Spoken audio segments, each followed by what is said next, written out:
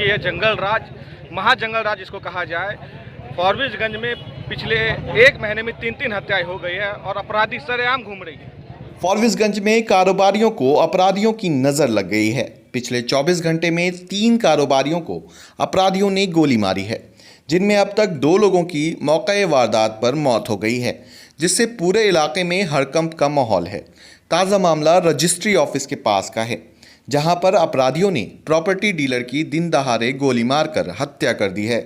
इस तरह से शहर की सुरक्षा व्यवस्था की पोल पूरी तरह से खुल गई है।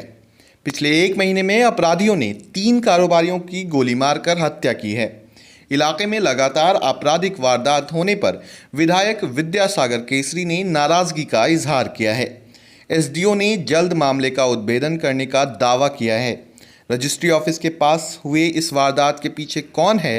फॉरबिसगंज से खबर सीमांचल संवाददाता विपुल विश्वास की ये रिपोर्ट देखिए। मेरा पति इसका माँ का हिस्सा का जमीन एक तो मेरा भसुर ले लिया था। इसी में लोग सब बहन को तो हिस्सा दिलाया ना।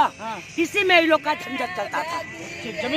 जमीन लेकर झंझट चलता था। आज जमीन नर्सरी करने के लिए आया था इसका दोनों बहन बेचने वाला के हाथ में। यही जमीन ऊपर करके बहन को दिलाया, इसी में इसको मारा। मारा कौन है? इसका भाई बतिया कौन मारा होगा?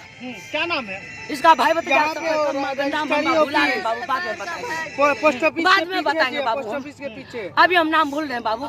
ये कहाँ के रहने वाले थे? जोगमोनी। जोगमोनी ससुर। मेरा घर जोगमोनी। आपका नाम क्या? मेरा नाम सेमा खातून।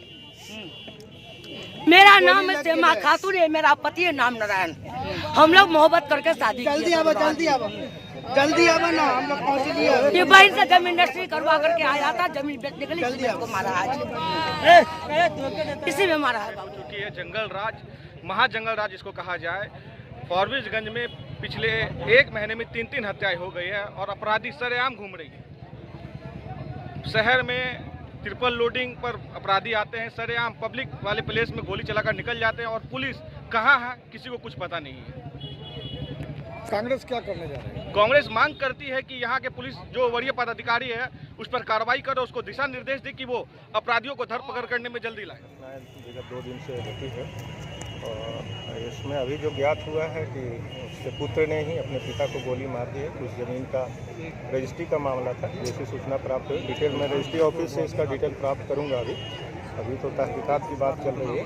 सर, कहीं ना कहीं पुलिस की कार्यशैली पर पुलिस को यदि इस तरह संबंध में कोई सूचना प्राप्त होती तो बिल्कुल ही पहले से वो सतर्क रहते, लेकिन बाप बेटा का यहाँ मामला है और पारिवारिक विवाद इस संबंध में कहीं कोई सूचित नहीं किया गया है कि इस तरह का कोई तनाव है बाप बेटा के बीच में। यदि सूचना रहती तो स्पेसिफिक इस घटना के बारे में मैं बता सकता हूँ। बाजार में सैकड़ों गाड़ियाँ लोडिंग की आप बात कर रहे हैं तो मैंने निर्देश स्पष्ट दे रखा है कि ट्रिपल लोडिंग को सख्ती से कार्रवाई की जानी है और सख्ती से लोग कर रहे हैं अभी, और थोड़ा सा अब और भी सख्ती होगी इस संदर्भ में। कई बार थे, क्षेत्र में ही थे, तो हमको जानकारी जैसे मिली हम तुरंत यहाँ आए हैं। मुझे जानकारी मिली कि ये रजिस्ट्री ऑफिस में बगल में जो है कहता है बाप बेटे का ही लड़ाई था। इस भूमि का जो अपना कुछ पारिवारिक कलह था इन लोगों के बीच में, जैसा उनका भांजा बता रहा था, मृतक के भांजा जो बता रहे थे।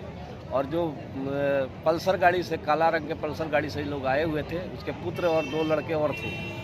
और यही घटना अब तक जो हम लोगों को जो जानकारी मिल रही है उनके मामा से, मृतक के साला से, कि ये घटनाएं जो है बाप बेटा का जो है आपसी विवाद का कारण है और बेटे ने जो है इस तरीका का घटना को अंजाम दिया है। अभी तक जो अब तो जांच का विषय है भाई क्या